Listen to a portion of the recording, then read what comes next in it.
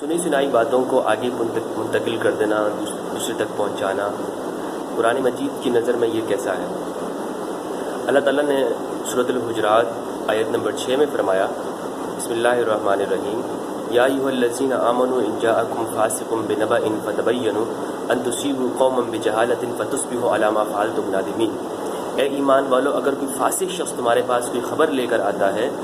تو تم اس کی خوب تحقیق کر لیا کرو، کہیں نادانی کے اندر تم کسی قوم کو، کسی فرد کو نقصان پہنچا بیٹھو تو بعد میں اس پر پشیمانی کا کرتے رہو گے۔ اس آیت کے اندر فاسق کا جو لفظ ہے وہ اخلاقی اعتبار سے کمزور، یعنی ایسا شخص کے جو عموماً اپنے افعال اور اعمال کے اندر جھوٹ بولتا ہو، وہ خیال نہ کرتا ہو سچ اور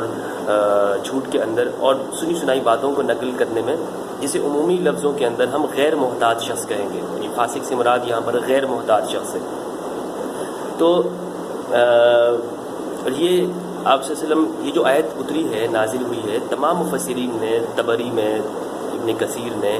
اور بڑے بڑے مفسرین نے لکھا ہے کہ ایک صحابی کے بارے میں اتری ہے، اور ولید بن عقبہ بن ابی معیط نام تھا ان کا۔ ان کو آپ صلی اللہ علیہ وسلم نے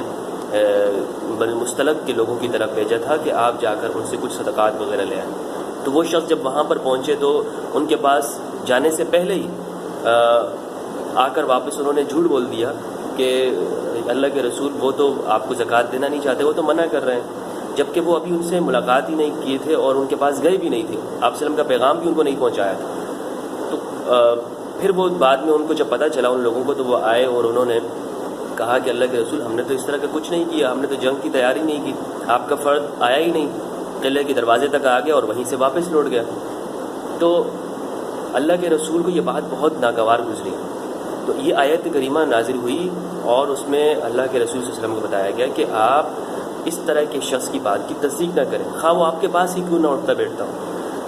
تو ایک حدیث بھی آپ صلی اللہ علیہ وسلم کی ہے، آپ نے فرمایا کہ کفا بالمرء کذبا ان یحدث بکل ما سمع، آدمی کے جھوٹا ہونے کے لیے اتنا ہی کافی ہوتا ہے کہ وہ ہر اس بات کو آگے پہنچا دے جو اس نے صرف سنی ہوئی ہوتی ہے اور اس کی تحقیق نہیں کی ہوتی ہے۔ اس حدیث کو امام مسلم نے اپنے مقدمہ کے اندر، جو مسلم کا ہے، اس کے اندر نقل کیا ہے، اور امام نووی نے اس کے اوپر بڑی عمدہ تبصرہ بھی کیا ہے۔ وہ کہتے ہیں، امام نووی کہتے ہیں کہ جھوٹ سے مراد یہ نہیں ہوتی کہ ایک آدمی صرف جان بوجھ کر ایک ایسے خلاف واقع بات کو نقل کر دے، بلکہ جھوٹ یہ ہوتا ہے کہ جو بھی خلاف واقعہ کام ہو اس کو آگے پہنچا دیا جائے، خواہ اس میں جان بوجھ کر اس نے کہا ہو یا جان بوجھ کر نہ کہی ہو۔ تو جھوٹ میں یہ تصور جو عموماً ہے، یار میں نے تو جان بوجھ کر تو یہ بات کہی نہیں تھی، تو جان بوجھ کے کہنے ضروری نہیں ہوتا، ایک آدمی نے خلاف واقعہ بات نقل کر دی، وہ جھوٹ ہی ہے۔ تو ہمیں ہر وہ بات، خواہ کسی قوم کے بارے میں ہو، خواہ وہ کسی فرد کے بارے میں ہو، کسی معاشرے کے بارے میں ہو، کسی انسان کے بارے میں ہو، آگے کرنے سے پہلے اس کی خوب تحقیق کر لینا چاہیے، اس کی ہر ذرائع سے جو ہے اس کی معلومات کر لینی چاہیے کہ یہ واقعہ کس طرح کا ہے، یہ بات کس پس منظر کے اندر بیان کی گئی ہے۔ جب ایک صحابی وہ قرآن مجید اس کے اوپر ناراضگی کا اظہار کرتا ہے، وہ جھوٹ بولتا ہے، تو اللہ تعالیٰ نے اس کے اوپر ناراضگی کا اظہار فرمایا، اور آپ سے کہا گیا کہ اس شخص کی بات کو آپ جو ہے نہ مانیں۔ پھر ہم کس درجے کے ہوتے ہیں کہ ہم جو ہے وہ مطلب کسی اگر ہم بارے میں بات سنتے ہیں تو اس کو صرف ویسے ہی نقل کر دیتے ہیں۔ تو احتیاط کرنی چاہیے، اس سے دوریاں پیدا ہوتی ہیں، اس سے نفرتیں پیدا ہوتی ہیں،